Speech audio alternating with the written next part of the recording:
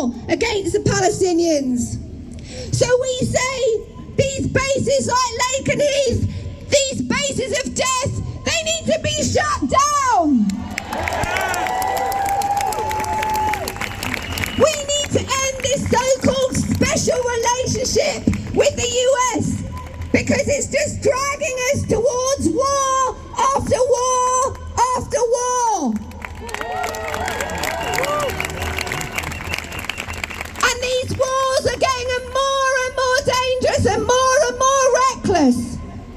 And these nuclear bombs that are stationed at Lakenheath, they could be used in these reckless wars. And that makes all of us a massive target. Because we know the risks of nuclear weapons being used in war is growing.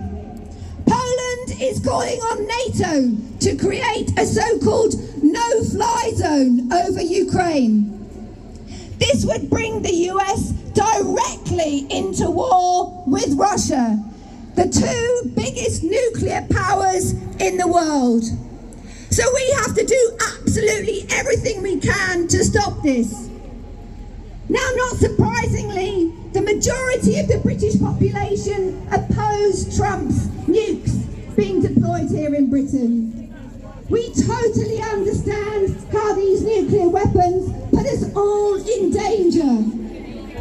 And that's why this Saturday we're protesting at Lakenheath to say loud and clear that neither Trump nor his nuclear bombs are welcome here.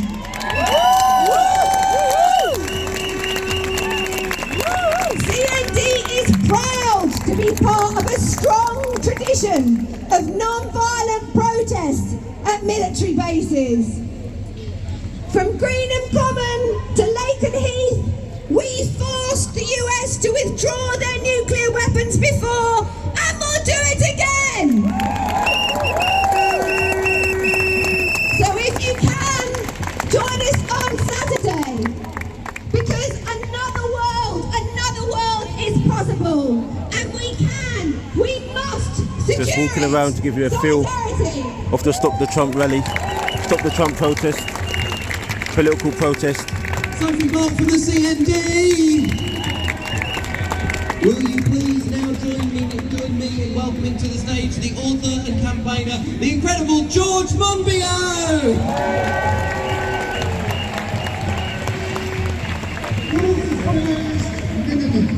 We should expect from any Labour government to stand up peacefully and consistently against the far right. But what we see instead, an extraordinary succession of senior Labour ministers embracing the far right. Big Ben is chiming. Encouraging the far right, legitimising the far right. For example, we have Jonathan Reynolds, then the business secretary, saying that the protesters... I'm not sure if you can hear right now because I've moved further away from the stage. But I'm not going to talk so much because I want you to hear what's being said. For legitimate reasons. No government minister has said that about our Palestine protests. No government minister has said that about our climate protests. But they say it about the far right protests. We had the Home Secretary at the time, Yvette Cooper, when the far right thugs were spray marking their territory with Union Jacks. She said, put them up anyway. Direct encouragement of the far right from a Labour minister. We had just last week Peter Kyle, the new business secretary, describing the thugs who mobilised here with Tommy Robinson, their violent protest. He said this was free speech in action. Again, a direct endorsement. And of course, we had Keir Starmer channeling Enoch Powell by saying we're becoming an island of strangers. We are entering, ladies and gentlemen, a fully fledged ownernocracy, rule of the wankers.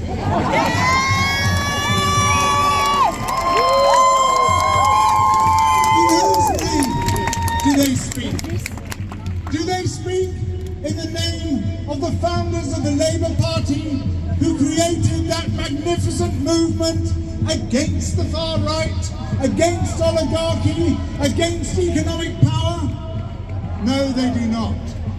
Do they speak in the name of the heroes, including 3 of my great uncles who fought and died to prevent the far right from taking power in this country? No, they do not. Do they speak in our name? No, they do not.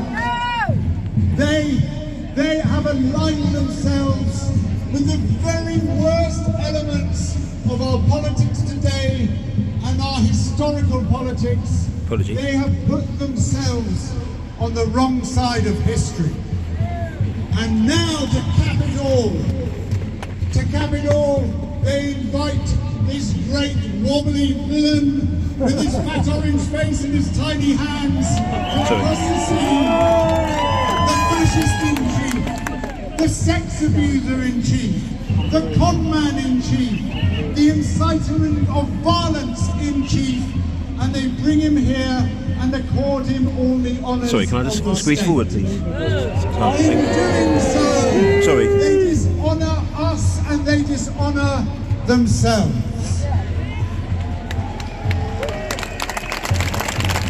By contrast, here are the heroes.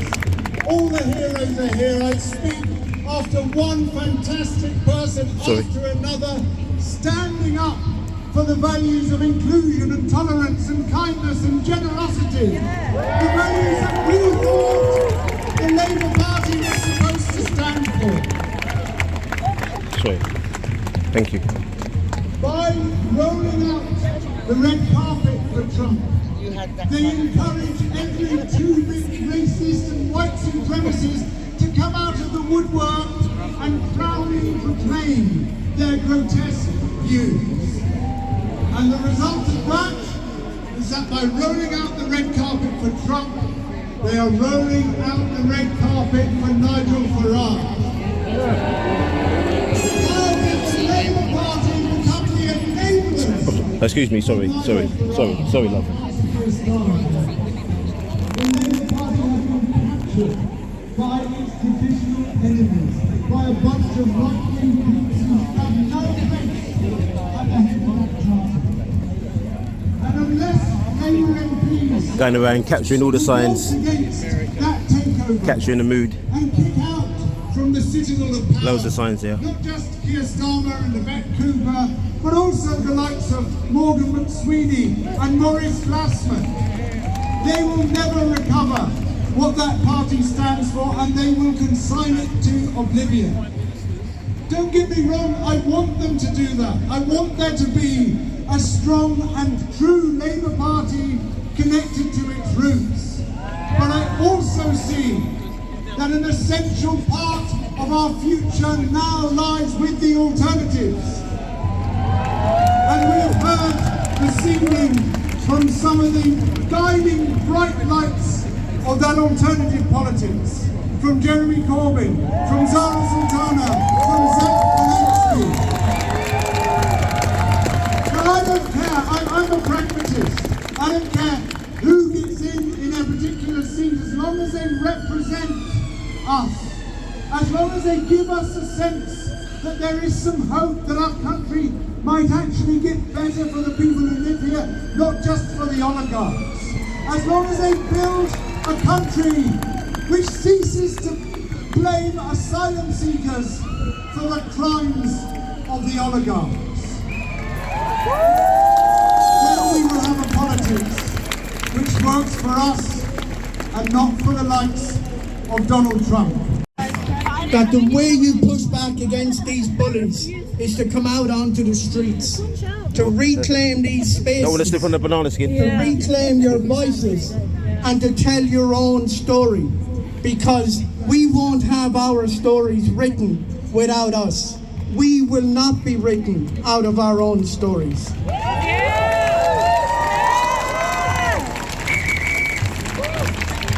We have fought for and earned our place in this society and in communities and societies across the globe. We understand what resistance and organised resistance means. It means supporting one another. It means showing solidarity. And it means turning up. So give yourselves a big round of applause for turning up and showing solidarity this evening.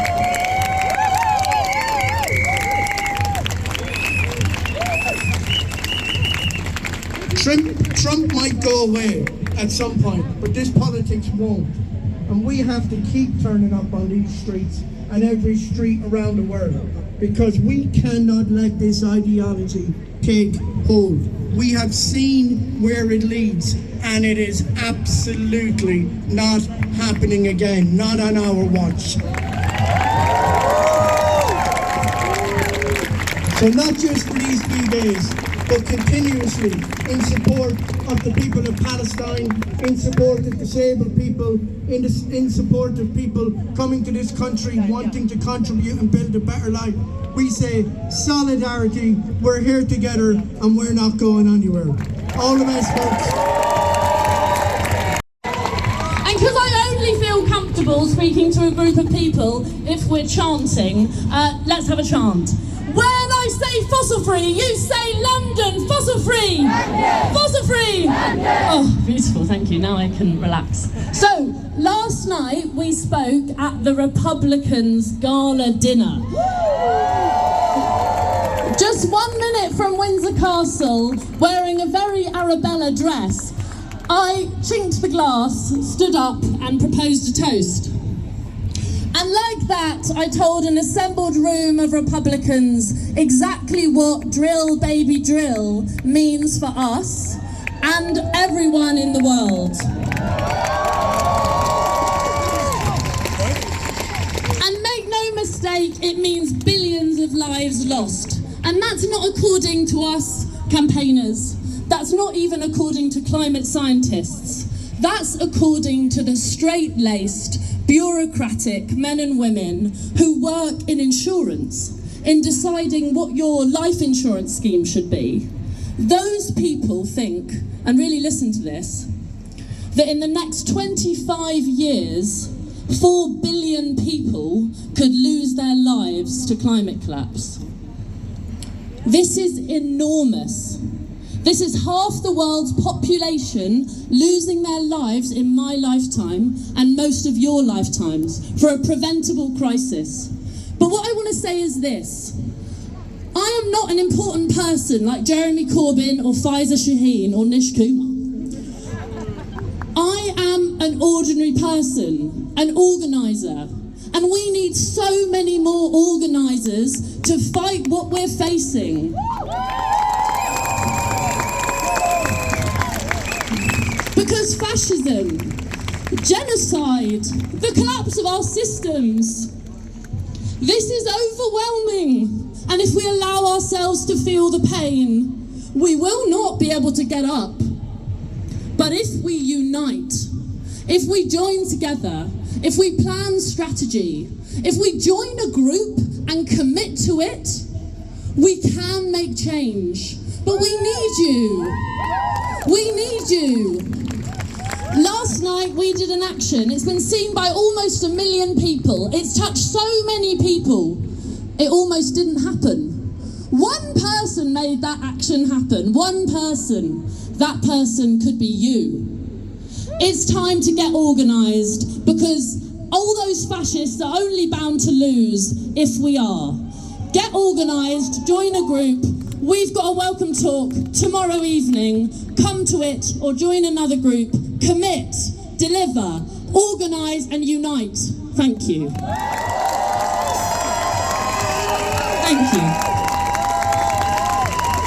Give it up for Robin, everybody! Now, will you please welcome to the stage from Stop the War, give a massive round of applause, whooping and cheering to Alex Kenny! Thank you very much. Thanks, Nish. Thanks, everyone, for being here. My name's Alex. I'm the chair of the Stop the War Coalition. And despite Tommy Robinson's claims to have organised the biggest demonstration in history, Stop the War organised the biggest demonstration in our country's history against the Iraq War, where we had over 2 million people. on the streets. We still hold the record. But let me tell you, we are now nearly 2 years in to the genocide in Gaza. And on October the 11th, which is almost bang on the anniversary of the start of the genocide, we are organising with the Palestine Coalition the next national demonstration. Put your hands up if you're going to be on that demonstration, because we need that to be the biggest one ever as we march through the streets of London and show that the streets are our streets, and we will keep marching until we see peace in Gaza. I want to talk to you about state visits, because just a week ago, Keir Starmer stood outside Downing Street and welcomed the Israeli President Isaac Herzog into Downing Street to talk to him on a state visit. Isaac Herzog is one of the authors of the genocide, the man who signs bombs before they're put on planes to be dropped on Gaza. And then today, he's welcomed Donald Trump, the man who thinks the way to bring peace to Gaza is to wipe out all the Gazans, move them out, and create a Riviera and a golf course in Gaza. What a disgrace that our government is giving audience to those people when it should be standing up to them. Remember that Donald Trump is the president who gave the green light to Israel bombing Iran and bombing Qatar against the UN regulations. That's a war crime to bomb those countries. So the world does feel a much less safe place when Donald Trump is in charge of the biggest superpower in this world. And it is astonishing, isn't it, that there are some people who are openly saying they think he should be given a Nobel Peace Prize. Can you imagine? Can you imagine? This is the man who is bringing terror at home to vulnerable people and terror abroad when he could be bringing a stop to it. He's bringing terror at home now with his talk of mass deportations and using the killing of Charlie Kirk to say there's going to be a crackdown on dissent. When he says there's going to be a crackdown on dissent, we know who he'll be cracking down on. It will be the people who are advocating for peace, the people who are advocating for justice for Gaza, the people who are advocating against mass deportations. So we should be very, very frightened about the future under Donald Trump, because, as others have said, he's emboldened the far right in our country. What we saw on the streets of London on Saturday was Trumpism in the UK. Stephen Bannon, I don't know if he turned up, but Stephen Bannon was due to speak at Tommy Robinson's rally. Elon Musk joined it by video link. He may have fallen out with Trump, but he believes in the politics of Trumpism. And can you imagine? Elon Musk on video link just down the road there called for violence, called for people to rise up, called for the overthrow of the British government. Can you imagine if one of the speakers here today had called for the overthrow of our government or called for violence on the streets? You won't hear us saying that, but can you imagine that Elon Musk was allowed to do that on our streets of London? My final message to you is, as others have said, we're living through very polarised times. There's a real polarisation in our society, not just here, but abroad. And it feels very, very scary for my generation, for future generations. And it feels like we're in a battle. We're in a battle for the soul of our country. We're in a battle for the soul of the world. So my call to you, and I join with others in making that call, is that we have to unite the struggles. We have to put aside some of the differences we've got, and we've done on countless times, and unite the struggles against racism, unite the struggles against the genocide in Gaza, unite the struggles against injustice everywhere, and come together in common cause. And I hope we can start doing that, as I've said, on October the 11th, on the next national demonstration for Gaza. We need that to be the biggest one ever. So please make sure you're there. Please make sure you're bringing your friends, your family, and your work colleagues. Solidarity, free, free, free, free, free, free. Thank you very much.